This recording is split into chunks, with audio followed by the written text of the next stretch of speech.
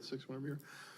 All right, good evening. Welcome to the Tuesday, January 10, 2023 Urbandale City Council meeting. Happy New Year.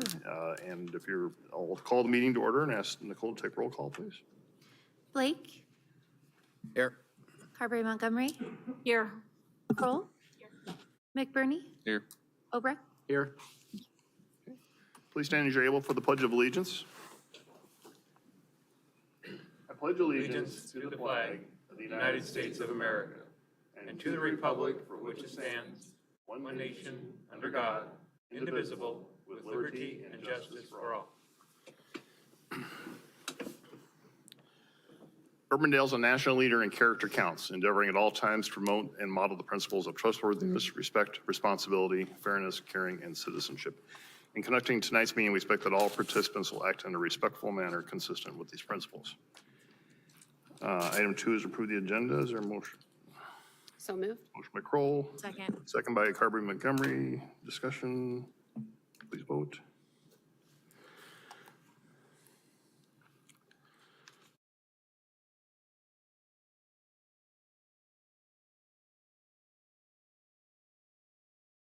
Okay, that passes. Item 3 is citizens forum. This is the opportunity to address the council on something not a part of tonight's agenda. Now, we do have several public hearings tonight, especially on the CIP. So if you're here for the CIP, that'll be taken up separately. But if there's something that's not a part of tonight's agenda that you want to speak about, I'll recognize you now. And Ms. Sloggy, over to the podium and give your name and address, please. Yes.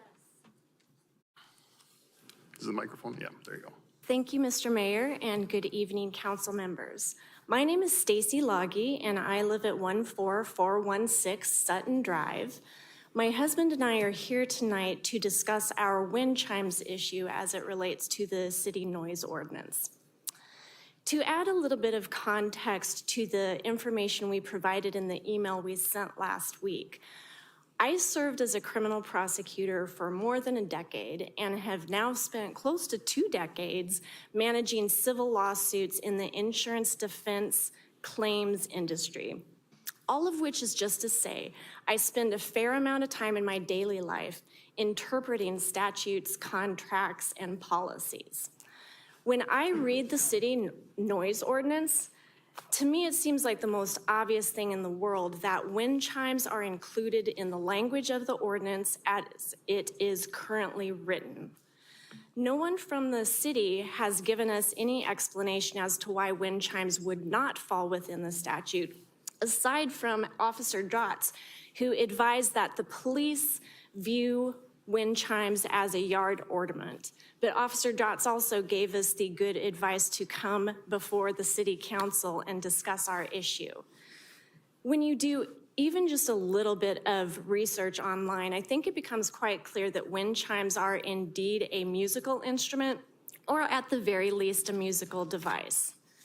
Now, something we would like you to keep in mind is that although we are speaking about this one specific issue involving wind chimes, as we alluded to in our email, this incident is part of a larger pattern of harassing behavior by our neighbors.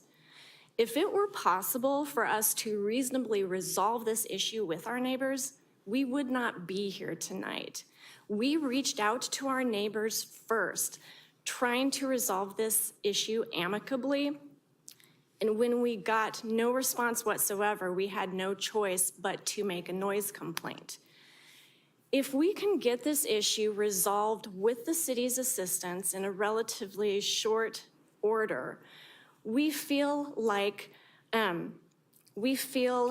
this will go a long way towards deterring any further harassing behavior by our neighbors. Without the city's intervention, however, this wind chimes issue is all but certain to come up again in the spring. And we would rather not have to spend the valuable time and resources of the police department in dealing with this issue, particularly when we feel like it can be effectively nipped in the bud if it is addressed now. The other thing we would like you to consider is that the noise ordinance simply requires musical instruments or devices to be silenced between the hours of 9 p.m. and 6:30 p.m. That means that our neighbors are still free to let their wind chimes ring for more than 14 hours each and every day. Having to secure their wind chimes overnight is not a hardship. Being sleep deprived, on the other hand, is an actual hardship. Getting a good night's sleep is an essential component of both your physical and mental health. And I can remember quite vividly how amazing it felt when our neighbors finally did secure their wind chimes, because I had forgotten what silence sounded like. And we finally were able to sleep well that night. So all we are trying to do is ensure that we can continue to get a good night's sleep, but we need your help to make that happen. So again, our position is that wind chimes fall within the existing ordinance. If, however, you believe it's necessary to amend the ordinance, we would just ask that you do so as expeditiously as possible. Thank you. All right, thank you for your comments. And again, as you said, we do have your correspondence as well, and I know our city attorney would have been here tonight to provide some background to the council, but obviously he's away out of commission tonight, so is not able to be here, but we will get some background information and we'll have some further discussion on this. So Thank you, and thank you so much for your time. all right, appreciate it. Thank you. Is there anyone else like to address the council on something that's not a part of tonight's agenda? Okay, seeing none, then we will move on. Item 4 then is the adoption of the minutes first from the December 27 meeting. So moved. Motion by Kroll. Second by Blake. Discussion, please vote.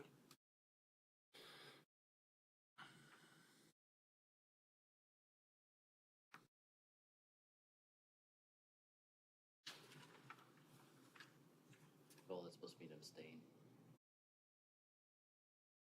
Okay, that passes. And then from January 5, lunch and learn. Motion to approve the January 5 lunch and learn meeting. Motion by McBurney. Second. Second by Obrecht. Discussion, please vote.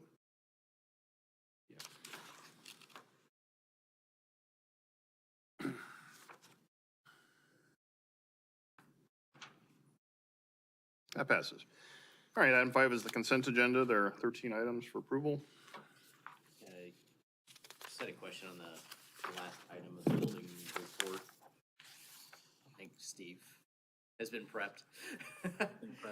Yes. Seems like we're seeing a quick decline. Are the numbers ferreting that out? The actual? I would say two things to you. We are down 45% with single-family house permits compared to 2021. But you got to remember what 2021 was, which was the highest valuation of all time and the 5th highest number of permits ever. So everything's kind of relative. To kind of bear that out, if you go back 10 years, actually I guess 11 years, if you go back to 2012, so 2012 through 2022, the 2022 numbers, even though they're down 45% from 2021, they're still higher than 6 of those years. There's only 4 of those 11 years that beat our numbers from 2022. So we're sitting right about what average typically is. The second thing I would tell you is I checked with all of our surrounding communities. Everybody's in the same boat. And by way of example, Ankeny, Grimes, and Waukee have gotten lots of press for the extreme number of permits they've done. Ankeny's down 30%, Waukee's down 45%, and Grimes is down 50%. Is that year over So- year or? Yeah. Like Well, December to compared, December? that's 22 compared to 21. Okay. Yeah, so we're down 45%. They're all down about the same. And everybody, from what we hear, it's interest rates. And a big problem out there is just workforce for the subcontractors. They're having trouble finding people, so it's harder to get them there. So all of us are kind of in agreement that we think if we had to guess, who knows, if we think the first quarter of 2023 might be a little slow, but then we think it's going to pick up.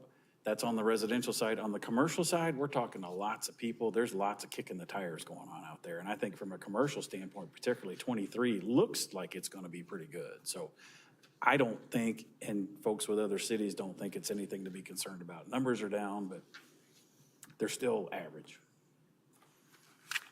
Thank you. Thanks for asking that question, Adam. With that, motion to approve the consent agenda. Okay, motion by Obrecht, Second. second by Carberry Montgomery. Discussion, please vote.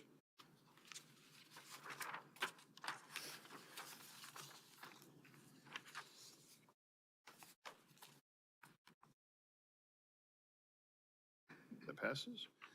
Item 6, public hearings. The first item is tabled from our December 13 meeting, and that's the public hearing to consider the parks, the consideration of the bids for the Parks and Public Works PV array. And John, answer any questions there. Do you have anything further, John, you want to add to? Just one thing I wanted to say before we got started.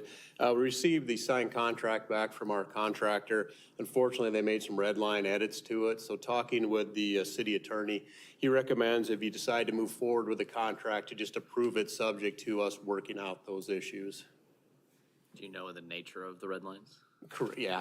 Like I said, most of them, I think we're going to say, you saw the contract, you need to match those. So again, unfortunately, by the time we realized it and I talked to the contractor, they hadn't had enough time to talk to their attorney and see where they stood for sure on everything. So again, talking with Bob, he just recommended if we decide to move forward to do a contingent on working out those issues. All right, thank you, John. Any questions for John? All right, so first of all, before we move forward then, we need a motion to remove this from the table. Motion by Blake, Second. second by Carberry Montgomery. Discussion, please vote.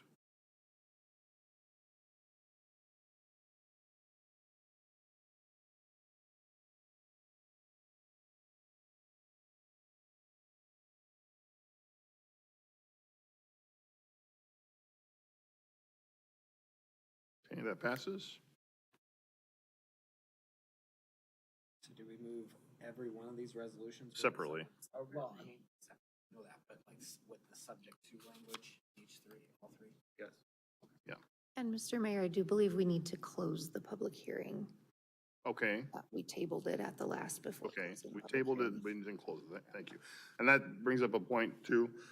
Since the public hearing is still open, is there anyone here tonight that would like to address the council on this item? Before we close it. This is on the PV array? Yeah. Yeah, okay. This is currently the public hearing on the PV array. Yeah, okay. So is there anyone that would like to address this item? Okay, so we'll ask for a motion and a second to close the public hearing. So moved. By Kroll, second by Blake. Discussion, please vote.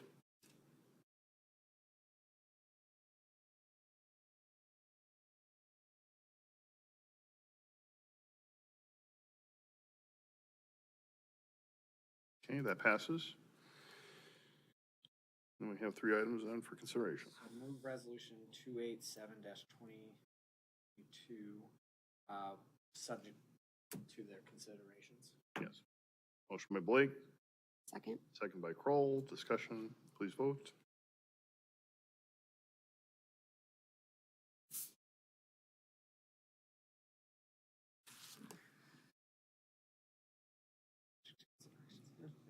It worked. Okay, that passes. Okay, move resolution 288-2022. Oh, mine's not on, with the subject to the considerations. Okay, motion by Blake, Second. second by Kroll. Discussion, please vote.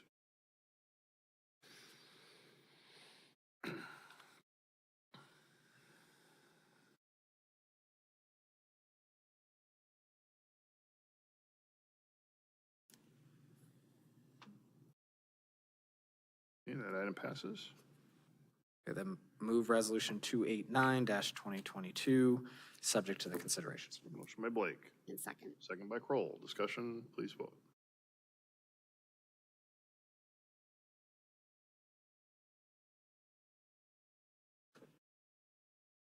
And that passes. All right. Thank you. Item 6.2 is the public hearing to consider ordinance 2023-02 regarding an amendment to the zoning code for the M2 Business Park Industrial District. And to introduce this is our Community Development Director, Steve Franklin. Steve? Actually, I'm going to open motion to open public hearing. Is there a motion to open the public hearing? Motion by Blake. Second. Second by Kroll. Discussion, please vote. All sorts of stuff today. Sorry about that. When did you get back from Florida? All right, that passes. Steve? Okay. This is an initiative from staff to make adjustment to our M2 zoning district. And this really came out of an effort to try to work with an existing property owner that wants to add on to the building. So here's 104th, here's 100th, south side of Douglas. And there's a frontage road that runs across the front of these half dozen properties or so on the south side of Douglas. And this particular property owner at 10300 Douglas would like to do an addition out the front of the building, making an investment in the property to stay in Urbandale. But the current requirements of the M2 zoning district have a 50-foot setback that would need to be measured from this property line south of the frontage road. So we got to looking into this a little bit and discovered that several of these existing buildings, this building here on the corner, the building on the east side of the subject property, and then this building here, all look to be within like 20, 25 feet of the property line. And they're all older, they were built some time ago. So one option for the property owner would be go to the Board of Adjustment, but there are certain things you need to prove to the Board of Adjustment, and a couple of those might be questionable a little bit. There's a chance it could be denied. And then the other thing we're thinking about is hopefully a future redevelopment of these three properties here on the corner of the intersection of Douglas and 100th, where we took down the old silos and everything that was there. And this would be an opportunity to get some more buildable area there. So we did a little bit of research and found that the only area in the M2 zoning district where there is a frontage road is this area here between 100th and 104th. So it seemed like the most expeditious way to take care of this for this property owner looking to make a reinvestment and to hopefully improve our situation for some future redevelopment here on these parcels would be to propose what we're proposing to you, which is to change the M2 language so that the minimum front yard and the minimum side yard stays at 50 feet and 20 feet unless you're adjacent to a frontage road, which takes care of this particular situation. So now this property owner can do what they're looking to do. It would open up the possibility for any of these other properties to do the same thing, and then again gives us more buildable area for these three lots here on the corner. So be happy to answer any questions. Just felt like this was the most straightforward way to hopefully take care of several things in one swath. All right. Thank you, Steve. Questions for Steve? All right, I'm sorry. I'd say our consultant with the comp plan, did they have any input on this? We did not ask them about something like this. Number one, because we didn't think they would really have anything to say about it. We certainly can, if you'd like us to. And two, should anything come back that changes what we need to do here, we can certainly revisit that. But this property owner is anxious to start on their project, so. And this is the only place in the city that. Correct. Yeah, it truly is. We did a pretty deep dive on all the M2 areas, and this is literally the only area where we have this frontage road situation in the M2 district. So can't imagine anything with the comp plan would change that. Okay. All right, we are in public hearing on this item. Would anyone like to address the council on this item? Okay, seeing none, is there a motion to close the public hearing? Motion by Blake, second by McBurney. Discussion, please vote.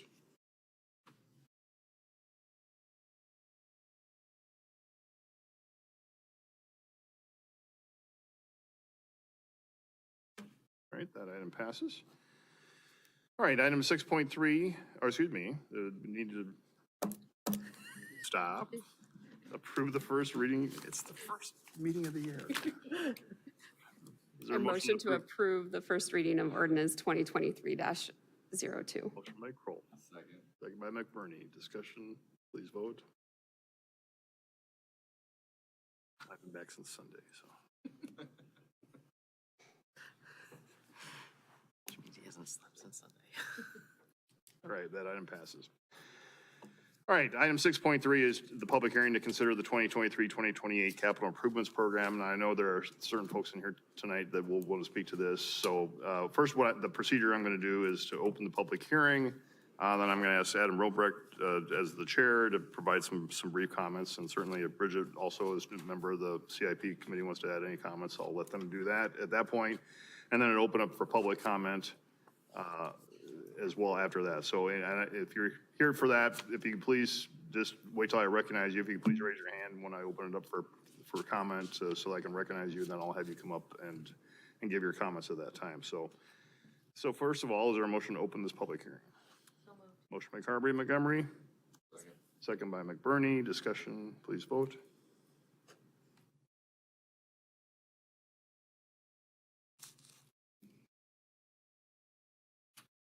All right, that passes. So, Adam? Yeah, so had a 2 good nights of meeting on the CIP, and we had a couple members here as well. Pat Bodie and John Hollobrands are in the audience as well. We're on the committee. But just wanted to highlight a couple of the items that we both discussed or kind of came as a shock as we got to them. First one is actually page 9 of the book, which is the police station replacement. For Nikki's enjoyment, we had to put a number in. But I would say the number is a very silly, wild-ass guess, swag number. So that both in size of the square footage as well as the budget amount, it's a plug number at this point. So there's an asterisk there to say that accordingly. There's a lot of planning that will need to go into what does that look like before a true number comes out of that piece. When we got into parks, we had a gentleman do public comment about, we kind of have 2 trail systems on either side of 86th Street, and there's really no way to cross 86th Street in our trail system. And so just ask staff to maybe explore ways, whether it's going up north around Plum or other things to be able to connect. If you're standing at Bebops, you can't get to the get and go type thing without crossing anywhere along 86th Street. So we've got 2 great trail systems, and without coming down to the library, there's no way to get from one side to the other. So how do we make those connections? Further into the book, page 58, also had some public comments at the meeting. We got some emails on, and I think we have 2 people here to talk about as well tonight, which is the bike lanes on Aurora. So I'll let their comments be recorded that accordingly then. Page 62, Douglas Avenue redevelopment. This is one we didn't have a dollar amount put in at all, but we do have the comments of what we approved as a council, where to spend the ARPA dollars that we have in our budget. And so we kind of use the note section there instead of saying what year do things get spent. So as projects get developed, obviously the basic income is out of there. The $1.5 million program that was approved at the December meeting is highlighted with remainder dollars to kind of flow accordingly. But we didn't know what years that were going to get spent in, so it didn't get recorded up top. And then under the addendum is the minutes. The second meeting minutes is where you see the comments about the 86th Street bike lanes.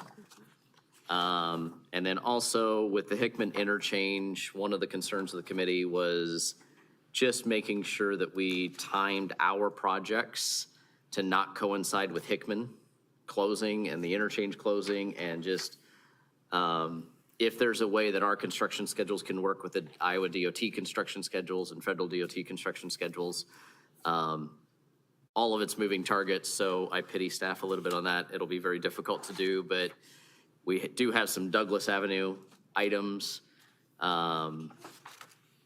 which we would anticipate being a very busy road when Hickman has its major throttle downs of traffic there. So those are the main things I would say. A lot, I'd say from the years I've been on, there wasn't a ton of discussion because budget-wise, it's getting tight. And so there wasn't a lot of, hey, let's move this to this and dreaming from that standpoint. And I'd say the other is we did talk about the complete streets master plan of is there a time to revisit that master plan at some point about are the routes identified the correct routes? So, which kind of flowed into a couple of the other comments. So, Bridget? All these meetings are running into one. Did we talk about the complete streets at the last council meeting? I'm sorry, I'm looking at you, Matt. I'm just used to it. No, I think you did a great job. We had some very robust discussion, but no real disagreement related to the entire document. I know Mr. Hollobrands will speak to some of his concerns, but the consensus of the committee was that it was a good and well thought out, well planned document, and I just continue to be amazed by our staff as they complete this every single year for us to review. I think we have an amazing process that we utilize here, so. All right, thank you, Bridget. Any questions from the council for our council reps at this point before I open it up for public hearing? All right. All right, we are in public hearing on this. I know, again, I have several names. John, I'm just going to start with you. So, John, I'll recognize you first if you want to come up and give your comments.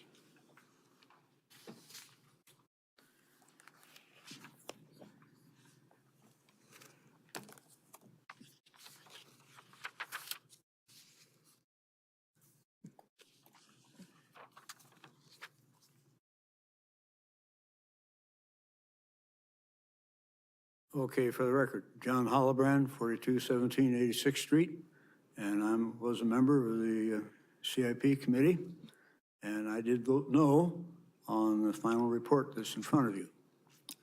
And it's not a bad document, but there are some things in there that really bother me. But the thing I'm going to focus on tonight, and it's kind of old news from me, is once again I'm going to bring up storm sewers and see if we can't improve the pace of what we're doing there.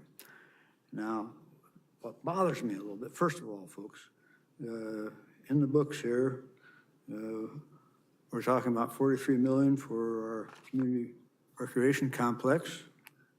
Adam alluded to the police station with a $36 million number. And then we have a fire station number 41, relocation, $8 million, okay? That totals up to $87 million over possibly the next 10 years.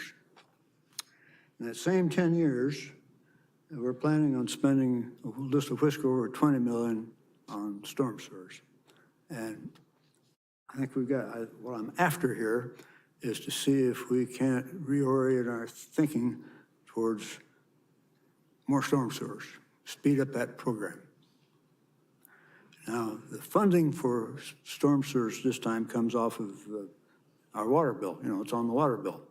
And that's bringing us in about $2.5 million a year, which isn't near enough. Now, I'll define near enough here. 2 or 3 years ago, we had this high-priced study of our storm sewer situation. And I believe that consultant identified 6 drainage basins. And he estimated in yesterday's dollars, it's something over $100 million to correct all that. I proposed, again, in yesterday's dollars, that maybe we clean up the worst of it, $90 million, and maybe get this done in 10 years. Well, that would be, $9 to $10 million a year. Well, our current rate of financing won't even begin to cut this. So what I'm advocating for here, once again, is for this council to set a completion date for the storm sewer project as outlined by the consultant, and work back from that, how are we going to fund it? Where's the money going to come from? And obviously, what we're getting off of our water bills isn't going to begin to cut it, so we're going to have to think seriously about bonding this thing. We're going to have to really upend this. If we want to get anywhere on this, we're going to have to accelerate this thing, because at the present rate, the present rate of expenditures here will be 40 years before we get this done. So all I'm asking for here, and took this opportunity to see if we can't, again, set a completion date. When we get this done and get a permanent funding stream built into our CIP program to get it done. Now, I've been beating the drum on this for a couple of years here, and I've encountered 2 major pushbacks. And of course, first question is, well, how are you going to pay for this? And I've already made a proposal there, disagreeable as it is. And the other thing is, well, how are we going to accomplish all this? All right, and the times you're talking about. Well,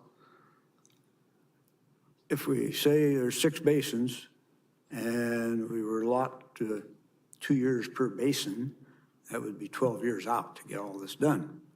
Now, I saw something this summer that kind of opened my eyes here. My brother lives on Franklin Avenue in Des Moines, and he had a ringside seat to the Franklin Avenue storm sewer project that took place this past summer. Actually, it's a 2-year project. But that was a major undertaking, and I was extremely impressed with the speed with which they got that done. Now they're halfway through. It's a 2-year project, but the amount of equipment that they brought to this project, and the techniques they used, and the amount of personnel they brought here was impressive. And I think that maybe that's something we need to think about in the future, is maybe letting these contracts for a basin at a time. Maybe thinking in terms of a $12 to $15 million contract at a time of the 2-year completion cycle on the thing. And I think maybe we'll get better bids, we'll get the thing done faster. And I'll also mention that the Franklin Avenue project seems to me, in the area that it covers and the complexity of it, would be comparable to one of our basins. And also, per the engineer's design, part of it was tunneled and part of it was open excavation. And the pipe sizes ranged from 16 inches to 66 inches on the thing. And I was just totally impressed with what could be done. And I think that's what I'm urging here, is maybe change our mindset and see if we can't really accelerate this thing. It will rain again, folks, and you'll have a bunch of people down here again, as it had in the past. And do you want to sit there and tell them, well, look, we'll get you some relief here, but it's 20 years out before we get to you? I don't think so. Anyway, I appreciate you hearing me out. Thanks. All right, thank you, John. All right, Ms. Goulding, did you want to, I know you want to speak to, I'll recognize you now.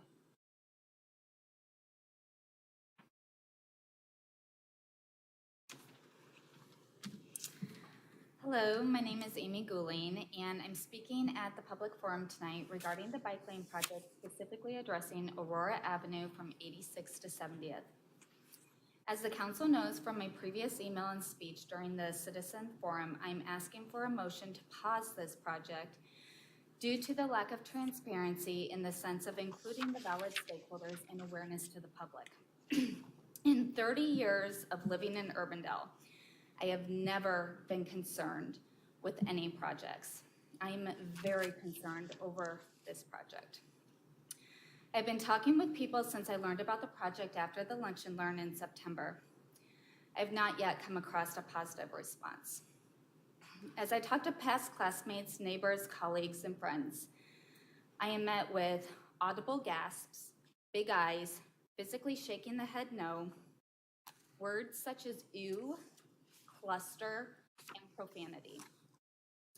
I encourage people to reach out to council, but I get the sense from people that they feel like their voice is not heard. I'm here to express my concern and to ask for a pause. Thank you. All right, thank you. Mr. Kirby, do you want to go next? I know you wanted to speak to, so.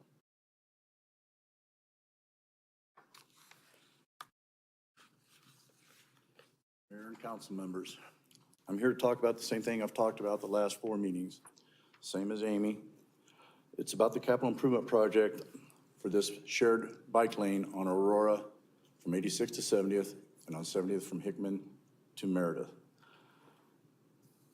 It was pointed out that something needed to be done, that we need to build this shared bike lane on this stretch. So the city contracted with an engineering firm to do a study. Some of this is old information, but the study came back. There's over 5,000 vehicles on Aurora per day average, 6,000 to 7,000 on 70th, but an unknown number of bicyclists that would be using this. The last meeting, I discussed the fact that during the winter months, this would drop off. After my speech about this, the mayor gave the information that there are a lot of people who ride bikes in the winter, and that there are people in the community who do not have motor vehicles, and they rely on bicycles for transportation. And that's their only way of getting around. We have a DART system, we have Uber, we have cabs, neighbors and friends for those people that could, if they need to get around, possibly they can do it. But that number would be so small that if you have 5,000 people on this scale and you have this up here, it doesn't even move the scale. So the majority of people, we're going to be putting out at an inconvenience and asking them to change their habits for nothing up here. It's not measurable. So with that, I decided to do a little study on my own. On the 29th of December, from 2 to 3:30, the temperature in Urbandale was 60 degrees that day. Sunny skies, no wind, 30 degrees above normal. School was out for its Christmas break, and some parents were home for the holidays. I drove a total of 37 miles, starting at 86th and Aurora, going to 64th and Aurora, 64th to Douglas, Douglas out to 170th, 170th to Meredith. I've seen one bike on that stretch there. It was in Clive on a bike trail. Took Meredith to 86th, south to Douglas, Douglas back to Waterford, Waterford back to Meredith, Meredith down to 128th, 128th to Hickman, Hickman back to Meredith, no bicycles. Meredith to 121st, down past the police station to Douglas and back. Took that to 86th Street, or to Northwest Urbandale, down to 100th Street. Turned on 100th Street back to Meredith, no bicycle. From 100th, I went to 86th Street, drove to 86th, down to Hy-Vee, back to Meredith, Meredith to 64th, no bicycles. Came back to 70th on the proposed bike route to Hickman, no bicycles. From 70th and Meredith up to 86th, back to Aurora, Aurora back to 70th, and 70th back to my home, I've seen 0 bicycles except for one on a bike trail. This day, 60 degrees, 30 degrees above, I counted a total of 67 people out walking, 1 skateboarder, 2 electric scooters, and I thought, well, that's a pretty good indication of how many bicycles there actually are used during the winter.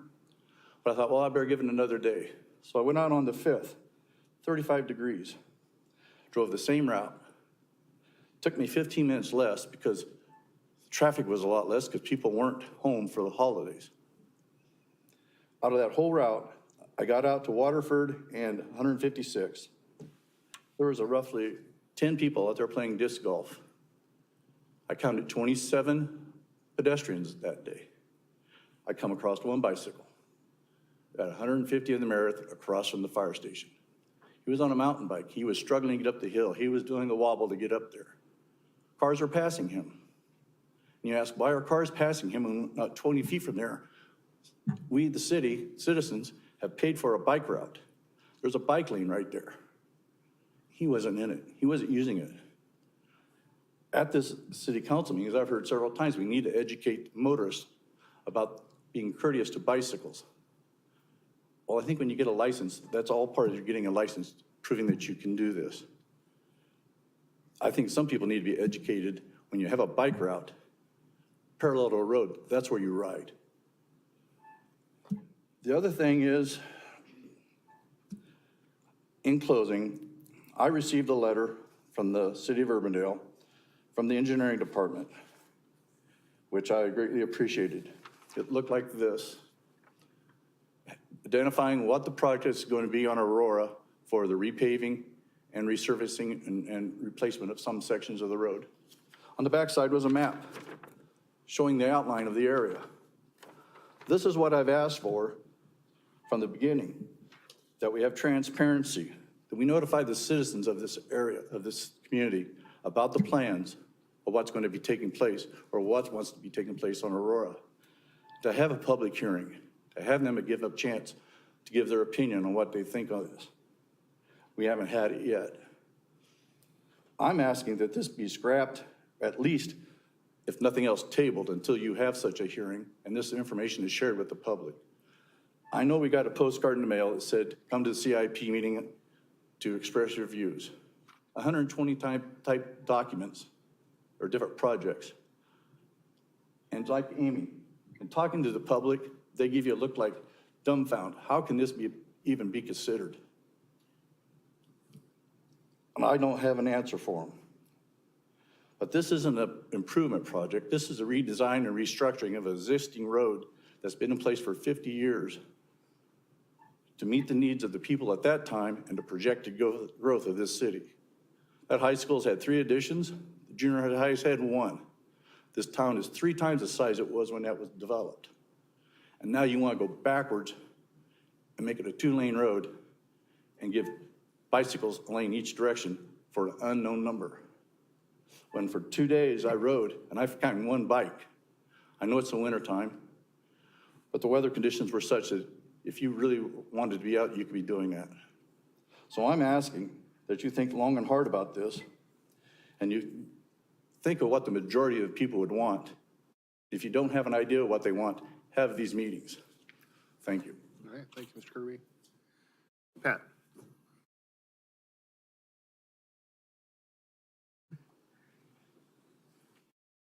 Pat Bodie, 7932 Rockland Drive in Urbandale. I'm a member of the Capital Improvements Program Committee and also served on the Complete Streets Committee at the time of the Complete Streets Master Plan. So while I certainly have a lot of empathy for people having concern over some of these changes that we make in that master plan to change the way our roadways operate, to make room for more pedestrians and bicycles, I do think it's important that we do our level best to implement the master plan. I understand that the Aurora Avenue piece between 86th and the 70th is not exactly as was described in the master plan because that was a very expensive proposal where the curb would be removed and a trail would be placed beside it. But the cross-section that engineering is proposing here is comparable to what's in front of Hoover High School and has been, as far as I know, and I think all of us know, a very successful project. So I hope we would consider going ahead and moving forward so that our Complete Streets Master Plan, that a lot of thought went into and a lot of good discussion occurred as it was developed, that it could continue to move forward. Thank you. All right, thank you, Pat. All right, those are the ones, anyone else like to address the council? Those are the names I had. Is there anyone else? Now is your opportunity. Okay, seeing no one else, then ask for a motion to close the public hearing. Motion by Blake, second by Kroll. Discussion, please vote.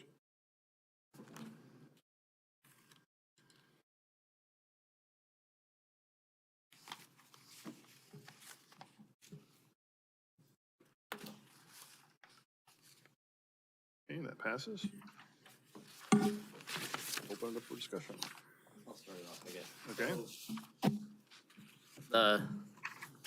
This project on Aurora, I guess, the page 58, so I want to keep the discussion on a little bit.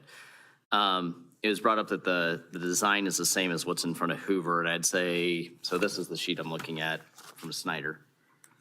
The middle one is what's in front of Hoover, and the middle one is what's in Des Moines. The bottom one is what we're suggesting for part of the trail, which is car in each lane and 8.5 feet each side, so 17 feet of the road being set aside for bikes. That's the part that I have problem in the project. If we stopped here where we have a turn lane each way, or turn lane in the middle and car each way, I think we can, the engineering side says that'll handle 6,000 cars a day. So that'll handle more than what we're having go through and give bikes an option to do, an option to have there. So we handle the engineering side with the number of cars, and we still have a bike lane each direction. I know I've talked to engineering about putting bike lane all in one area. I think they call it racetrack. So it's all in the south side instead of both. But when we look around Des Moines, they've all stopped at this level instead of going down to here. And I think that's what we need to look at on this concept. So as we move forward, it's not my favorite project in the world, but I think there is a middle ground to be had of not setting aside 16 feet of the road, but 10 feet of the road for bikes. And so that's where I would start the discussion on the Aurora bike lane piece.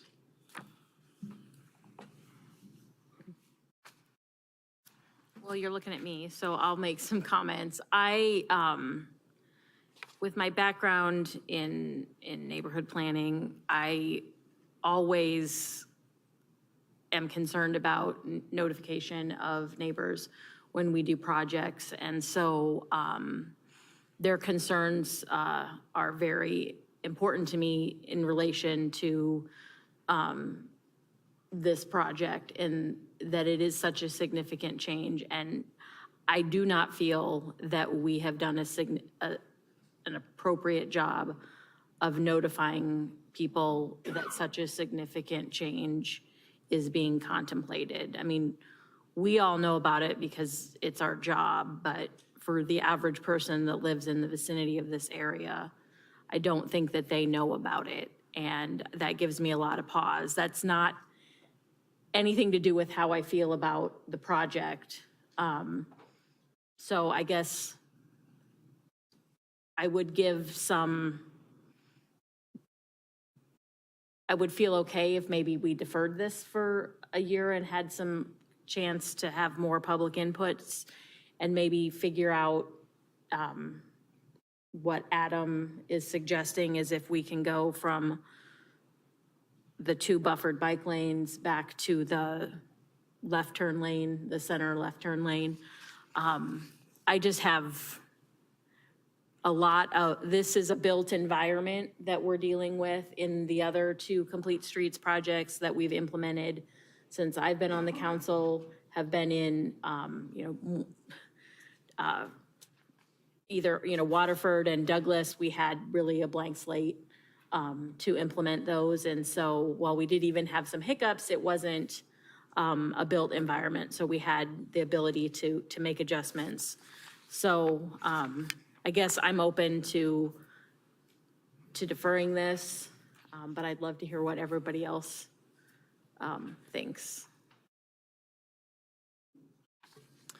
This is just a question for staff, and maybe, I remember when it comes to the 2 versus the turn lane, it's not 2 the entire way, it's in front, it switches to 3 in front of the schools, correct? Correct. There's 3 lanes in front of the middle school, and then when we get to the high school, the 70th is the 3 lanes. Basically, the traffic and the turning movements are, I'd say, lighter west of the middle school, so we went with the buffered bike lane, so there's a little more space, a little more safety factor for the bicyclists versus, the traveling public there.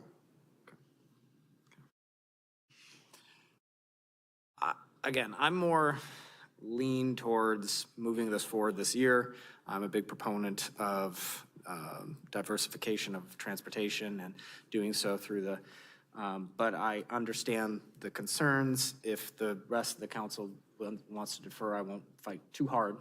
But I would be a proponent of moving this forward as is, with the assumption that these 3 lanes are looked at heavily and make sure that they meet the capacity that is necessary. And I would align with Matt's perspective there as well, as someone who drives this chunk and bikes it and walks it almost on a daily basis. I was coming here at 3:30 today, I saw 4 bikes just between 64th and 72nd, so the high school. So I know it's actually used. I know there's cyclists who are out there regularly. I am concerned because when you do look at crash data, there is a concern in this particular area. And I also know a ton of cyclists in my neighborhood. So there, and you're right, they haven't had any comments either. It's not that they don't know about it, but it's because they feel like it's going in the right direction. So if you're feeling something's going in the right direction, are you one to speak out? Likely no.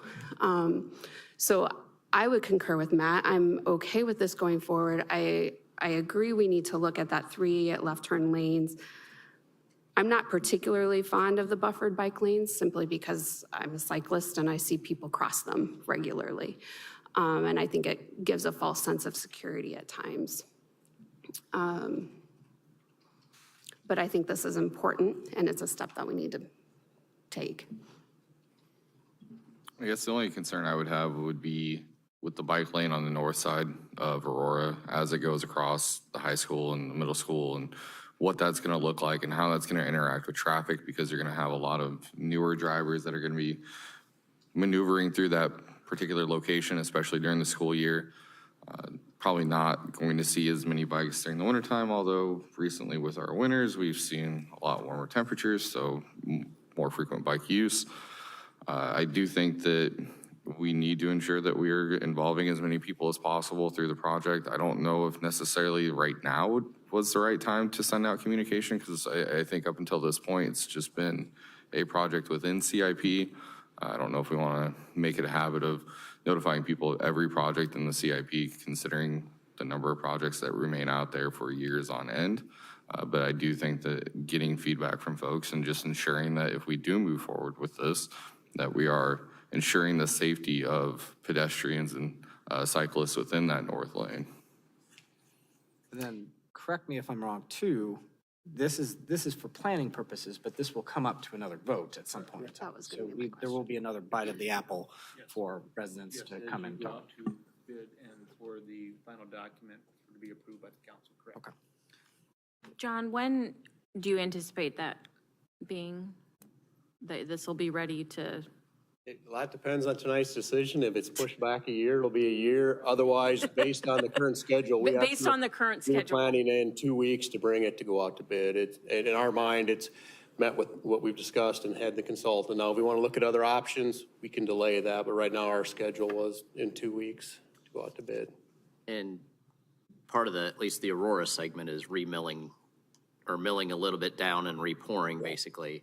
Is there a condition of the road reason to remill at this point in time, or is it just to make sure that the striping works? Correct. It's really, in my mind, it's the appearance thing. I think once you remove all the markings, you have all that scarring, and then you'll put down the new markings, and then as you know, when it rains or it's at night, it's always hard to see which markings are the right markings. So just purely, it's more aesthetics and being able to definitely differentiate which are the bike lanes, which are the travel lanes, and you're not looking at old lanes.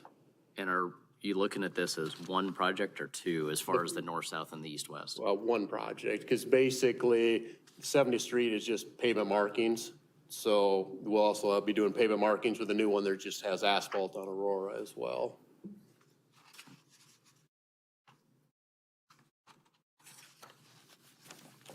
So I guess from a document standpoint, I mean, I think getting the funding going on it is fine. It's just more are we doing enough from a communication standpoint? Are we doing enough from a community engagement standpoint to move forward with bids to go out for bid in 2 weeks? So I think that would be my concern on this project. So from the CIP itself, I'm not sure there's a change. It's just more staff process. Can we have a more inclusive staff process on this project before we do design and bid?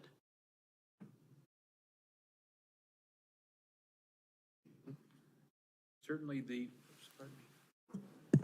the direction, as John mentioned, the direction from council is going to be critical as from when we prepare this. When we look at projects such as this, we look at our timing within our office about how we fit our projects with our folks that we do. And so as one that has had a number of public discussions at this level, we prepared our schedule based on the feedback that we'd received at that time. Certainly, we can delay to whatever level of comfort there is for council for design, or whether the design is already underway, correct, John? And that we're just looking to submit the documents out for bid. So however long you wish to delay that to solicit more public information or public input, it really just essentially pushes back the bidding process, which, as we've discussed numerous times, the further you push it back, the more competition there is and the less competitive the bids tend to be.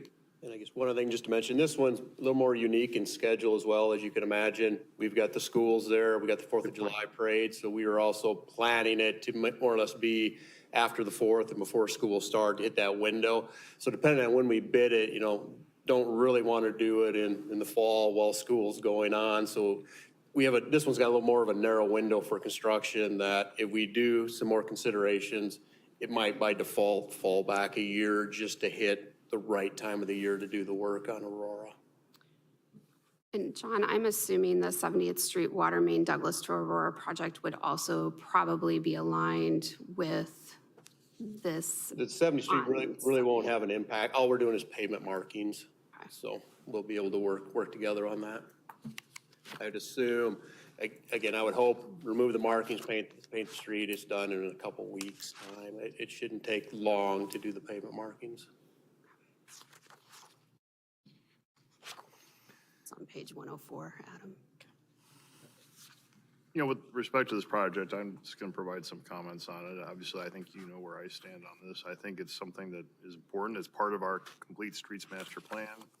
As far as communications, with all due respect, I think we have had a lot of communication and dialogue on this. And I truly respect your opinions on this. I just, you know, but I think this is an important project, and I think it's important for to keep consistent with our complete streets master plan. We've had public comment, public hearings on that. We've had this discussion on this. We've had lunch and learns on this. So to say that we have not communicated this out, I think is certainly, I don't think that's the case, but you know, I would like to see this go forward, but I'll respect what the council decides.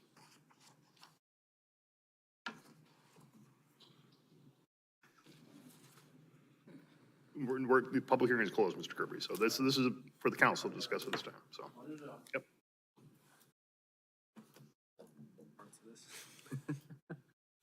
So I guess at this point, does anyone want to make a motion for an amendment to the comprehensive plan? Or is there a motion on the CIP? I have an unrelated question to not this project that I wanted to ask Okay. if unless someone is just making an amendment, I'll wait, but I don't want to approve the document. I would just, I guess, a closing on this item is just that we, I guess, get to look at the final design, I guess, maybe have a meeting about the design before we go to bid, so that it isn't as rushed of a schedule from our standpoint. So that'd be my request on that item. That's maybe how to move forward, so. Can you clarify what you mean by that? Normally, we look at the design the same time we're going to bid. Which would be? And I'm saying separate those from a meeting standpoint. So look at the design in 2 weeks and then approve a bid in 4 weeks? Go out for bid after we've approved a design. If I understand you correctly, oops, pardon. No, Jeff. Is this something that we'd want to approach, though, instead of in a council meeting, do we want to lunch and learn to talk through and discuss, or would we want to do it in a council meeting to run through the design again? I think at a council meeting is fine. I don't think it takes an hour to go through the design on it. It's more just that normally we see the design and, hey, here's the bid documents we're going with it. And I think maybe separating that so that if there's a change, that it's not such a big deal to change the bid documents after our discussion. So we could schedule a further discussion on the 24th, and then looking at dates in February for the other phases of the project at the direction of council. Yep.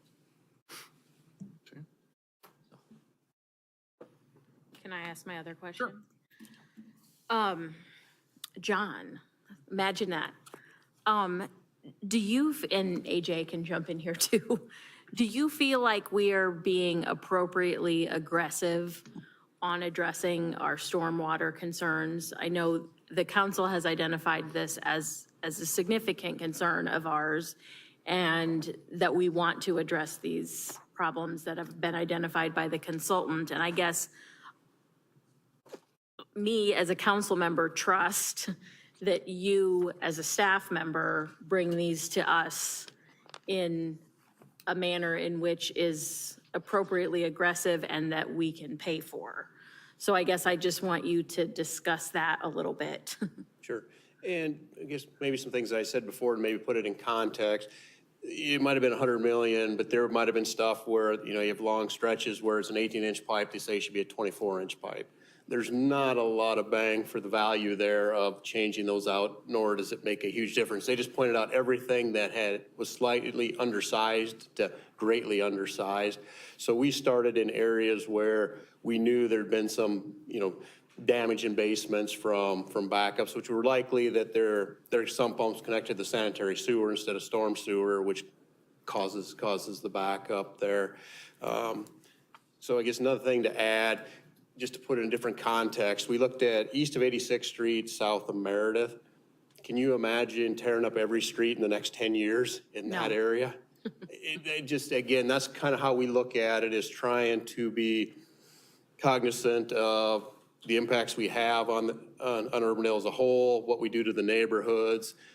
As he was mentioning, we had a public meeting last week where we talked to the residents that lived right on Aurora Avenue, because we're going to be taking portions of the street out, explained how they would need to be walking to their house for an extended period of time while the street is gone, you know, kind of explaining those things. I think there's kind of a limit to how much of a neighborhood, you know, year after year after year, you can tear up and tell people they need to walk to their house. So, and again, so I'm biased because I kind of took their plan and put them into the year order, but I tried to put them in different parts of town, so we'd kind of spread it out based on what I'd consider the higher priority areas. And then there's other areas where, again, it's not quite as high of priority as you get to the edges of the reaches, you know, the pipes are adequate that are there.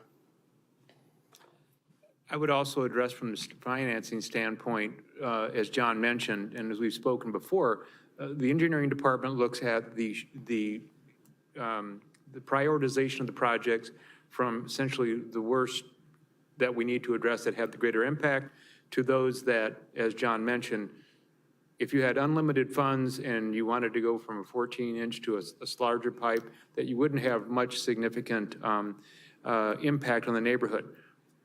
But from a financial standpoint, I think the projects, if everything was done as Mr. Hollebrand mentioned in previous dollars, was between $100 and $120 million. That is a significant, if you looked at that project at just the stormwater, you would commit almost all your financial resources available each year from the general obligation bonds, your stormwater funding that you have, anything else that you might be able to secure from either state or federal sources to assist you in the project. So as we look at all of our projects in the CIP, we look at that balancing act as to the number of projects we do and then the resources we have. We have not done a projection on our stormwater utility fee, what that might look like if you wanted to be much more aggressive. Again, it was, right now, we look at a couple factors. First is what those fees generate in dollars available for us, not only in this area, but throughout the city to address stormwater. We also look at the competitive nature of our fees with other communities because it is a cost that when people look at developing in our community, they look at a number of things, tax rates, availability of workforce, internet connections, a whole host of things that Curtis Brown can address that we've heard in a number of meetings, but stormwater utility fees for our commercial and industrial properties are calculated on a different set of values versus just the homeowner. So we always try to be competitive in that nature. And then just the sheer ability to get the projects done. As John mentioned, 73rd place, which was one of our more infamous projects that we began in after the 2010, that we received, I think, about 20 inches of rain in the month of August that created a significant hardship for those neighbors. The council committed between $2.5 to $3.5 million to do the project that took almost 3 years.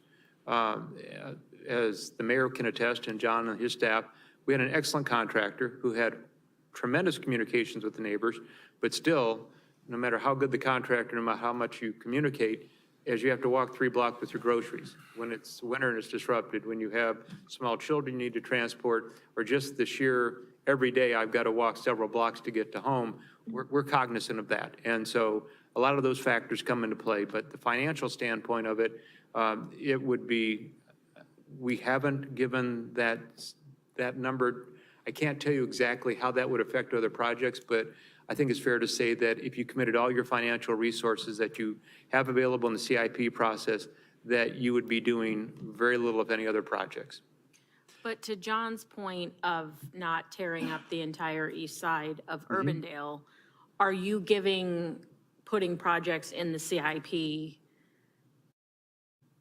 aggressive, as quickly as we can, do them given the global nature of what we're trying to do? Correct. I think so, because again, we've got, right now in the CIP, it's just kind of areas designated. And once we get to the point of hiring a consultant for the engineering, which we're getting close to going out for an RFP on our very first one, then we'll fine tune exactly what the boundaries are, how many years, because it could be a 2-3 year project to get things to go. And the intent is that right now I've assumed roughly 3 years, and after that, we're right into the next step in another place, and then we're right into the next place after that's done. We just keep moving. Right at this point, we don't really just have 2 of them going on at one time, just again, due to the financial commitment, and it might be tough to, again, keep attracting contractors when we get into that large of projects.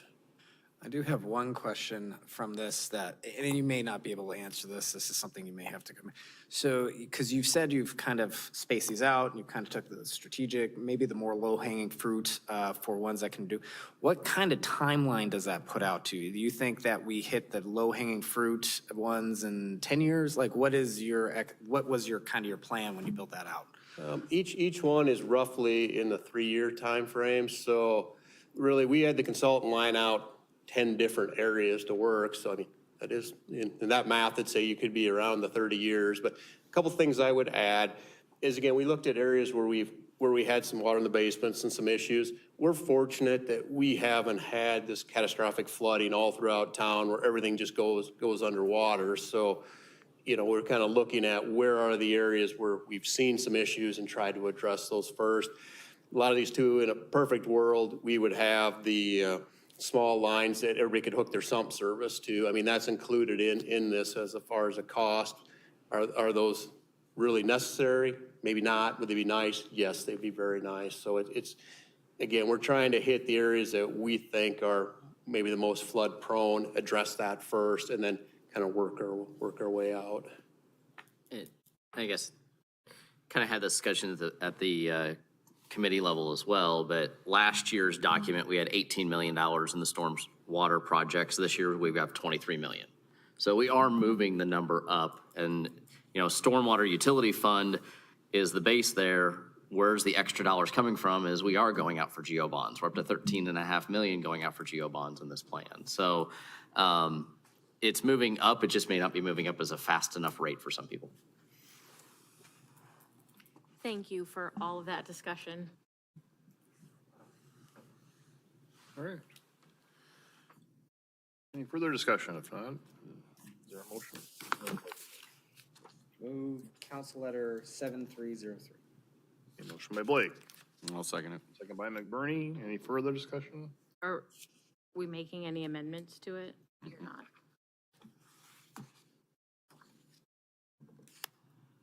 Okay.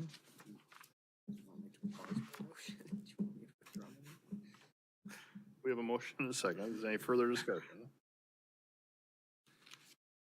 I think there's the understanding that we're going to, as far as the project, we'll take the scheduling as We're separating the design from the bid document.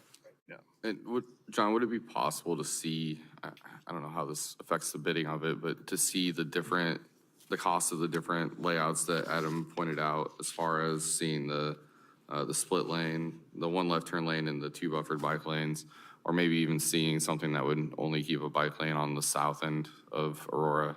I don't know if that's possible. I'd have to see if we could have our consultant do just kind of a mock-up sketch of that, how long that would take them, if we can get that within the next 2 weeks here before our next meeting. Okay. We'll see what we can do. All right. Any further discussion? If not, please vote.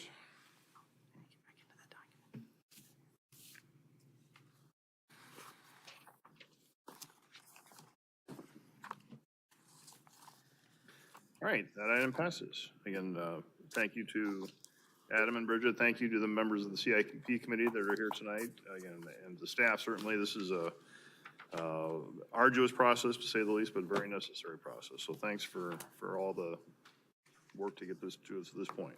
Appreciate it. All right, item 7 is to establish a public hearing. Item 7.1, first for the 2023 PCC patch program phase 1. Establishing February 7 as the public hearing date. Make the motion to approve, but got a question on it too. Make the motion for it. Okay, motion by Obrecht. Second by Blake. Discussion. Over by the new Hy-Vee Fast and Fresh on 142nd Street, as you go west, there's a segment of concrete that got missed by us and or them. Can that be part of one of these 2 patching programs?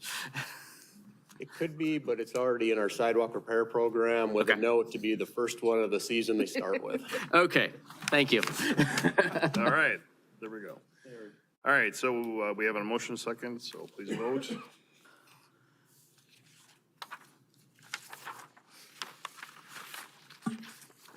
That passes. Item 7.2 then is to establish public hearing for the 2023 PCC Patch Program Phase 3. Move Council Letter 7302. Motion by Obrecht, Second. second by Carberry Montgomery. Discussion, please vote.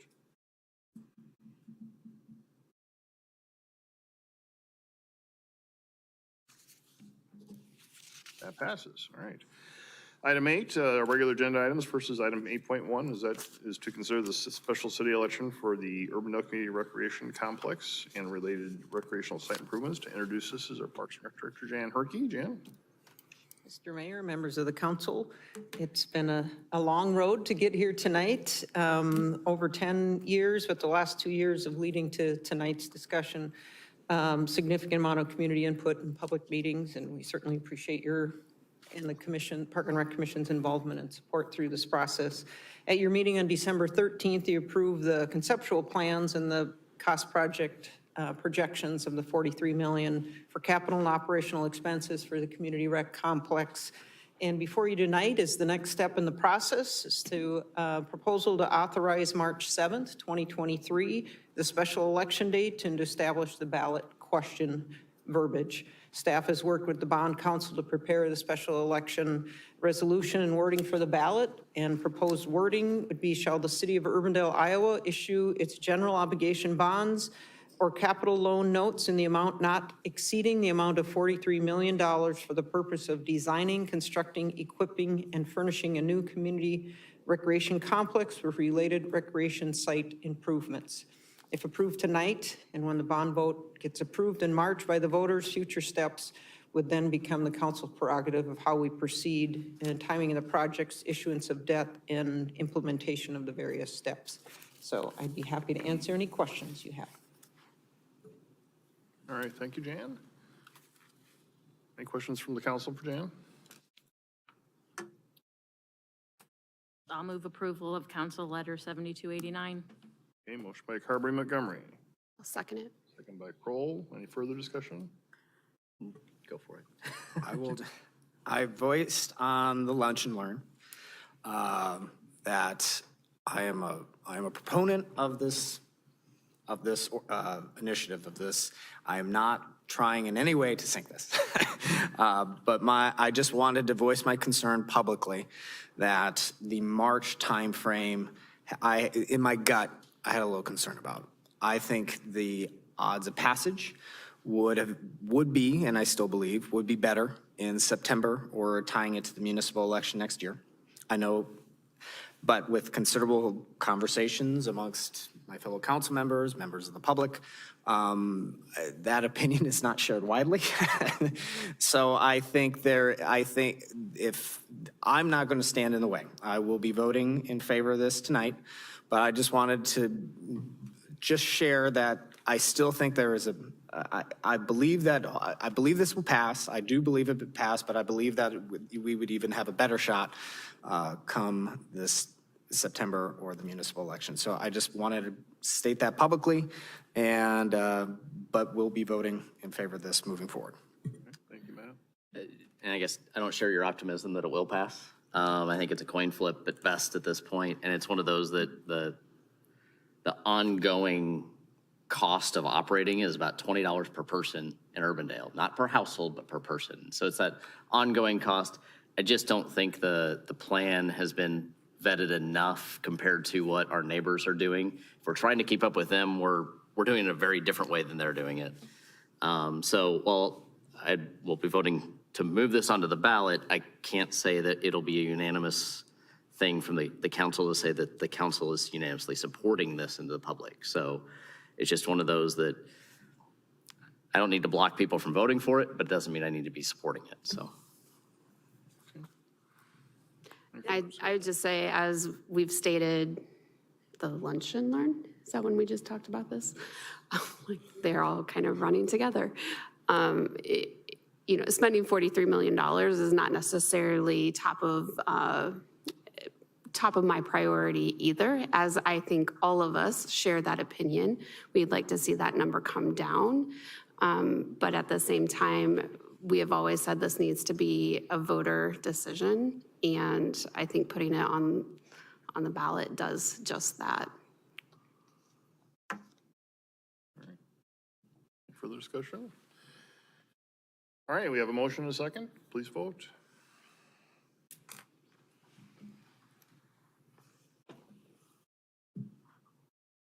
All right, the item passes. I'll just give some comments now. Again, this is going to the vote on March 7. I expressed some concerns myself. I respect this decision. I think I want this to succeed, as I said before. I think this is, I want this project to succeed. That's why I had some initial reservations as well, but, we'll move it forward and the voters will decide. And, we still have work to do, even if it gets approved by the voters. There's still work to do to get it to fruition if we do it that way. So, but I think we've had a lot of great discussion on the project itself, what we need to do, what we see as the vision for it, and take to the next step. I appreciate everybody that's in here tonight that's going to be volunteering to help us with this, because we have a lot of education to do in a short amount of time. So thank you for those folks that are going to be doing that as well. So AJ, can you get the voting calendar to us as soon as it, in terms of absentee, whatever you get, I guess whatever you get from the auditor's office in terms of when early voting begins, when Sure. absentee ballots, those sorts of things? We will check into that. Get that Because there's information not out a there. lot of time. no, There is. no, there's not. All right, thank you. We'll move on then to item 8.2, and that's the consideration of the second reading for the ordinance 2022-22 regarding sidewalks and the mailboxes, et cetera. So the second reading. I'll move approval of ordinance 2022-22. The second reading of that, all right. Motion by Carberry Montgomery, second by Blake. Any further discussion? Yep, just would like to make one last comment before we vote on this. I would just like to make the comment that fixed objects within the right-of-way are pretty commonplace, whether it be signs, whether it be utility boxes, street posts, or any other type of object that we drive by. You can't go a mile without seeing something in the road. We as a city have opted to put fixtures in the right-of-way, which are of similar material to the same types of mailboxes that we're looking to ban. So if we as a city look at this and assume the risk on a roadway, which has a higher speed limit and has more traffic flow, why are we not allowing our residents to have the same type of risk of liability on their own? I don't understand where we feel like we are any less culpable than they are. I think that this is a poor decision that is trying to fix a problem that doesn't actually exist. Can I remind you that we had a gentleman come here asking us to pay for a $580 mailbox? Which we have an ordinance to address. And I would recommend that instead we have a permit process so people understand what their liability is, so that if they do partake in building their own customized mailbox, they fully understand the liability that they assume. Yeah, that would be my recommendation. All right, any further discussion? If not, we have a motion and a second. Please vote.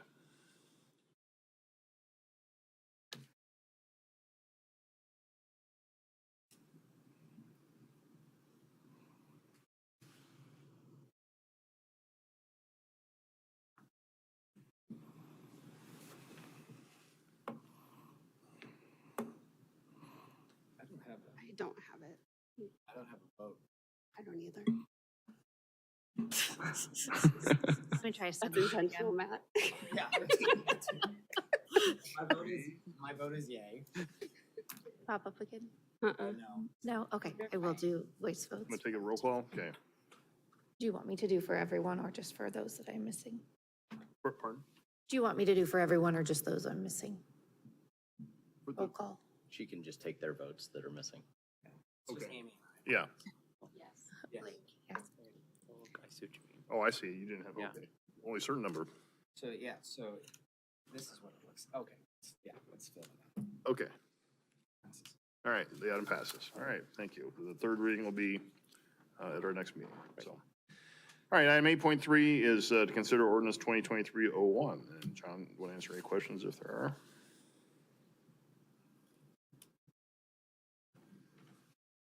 Move to approve first reading of ordinance 2023-01.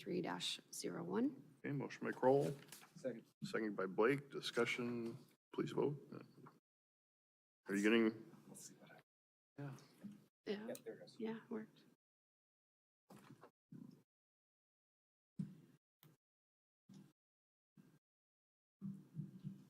all right, that passes. Item 8.4 is to consider the pool boiler repurposing project. Jan, answer any questions if there are?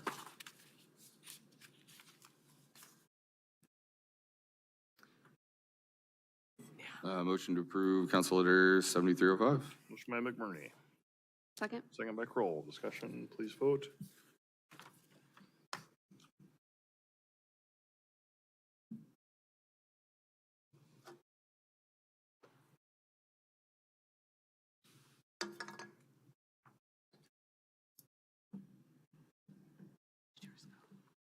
I don't got nothing. I'm a yes. Good voting? Oh, All right, there it went. there we go. Now That it went. passes. All right, thank you.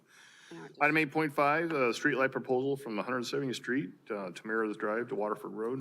And John, will answer any questions on this? I will happily move approval of Council Letter 7310. Motion by Carberry Montgomery. Second by McBurney. Discussion, please vote.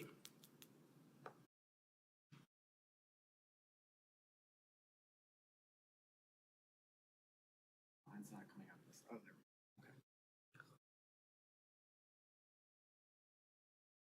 It just didn't come. All right, that passes. That takes us to the end of our regular agenda. So Mayor and Council items, we have a new order for 2023. So Amy, you get to start us off. Just a thank you to the CIP committee and the Parks and Rec committee and staff for putting together all of the various documents that I know have been very labor intensive, as is the budget to come very soon as well. So thank you. Larry? Only thing I'd remind folks is that the 2023 Citizens Police Academy is open for applications. I think the deadline is January 24th. I did it last year, highly recommend it. It was highly informative, engaging, fun.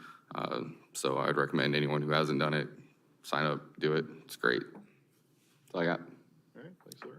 Yeah. Matt? I usually have lots to say, but today I don't have anything. I'm just excited to take on Mayor Pro Temp, and I'm excited to sub in if you ever need to. So, All right. thank you. Appreciate it. Adam?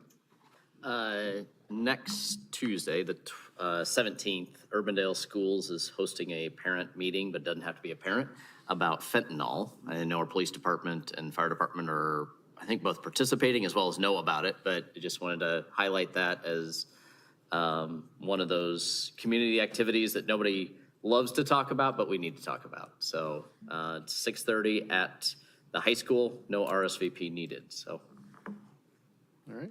non-council night, so All right. Bob's out of town.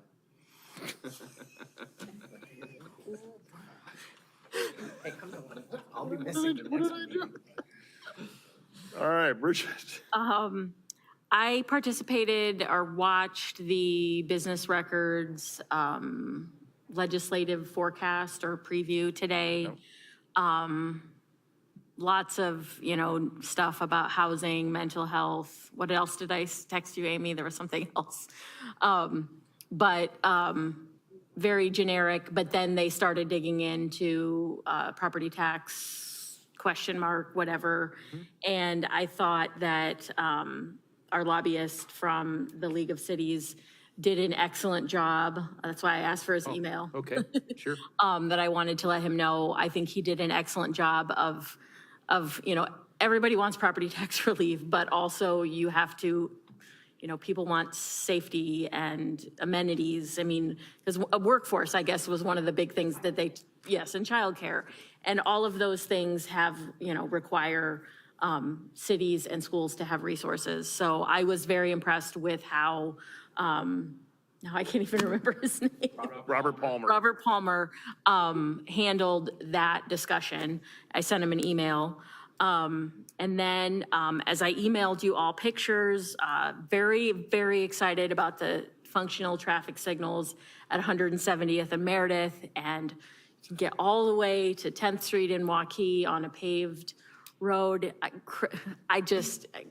We're without words in Dallas County about the excitement between Clive and Urbandale and Waukee on that issue. And then I guess I just had a quick question, maybe John in the back can answer.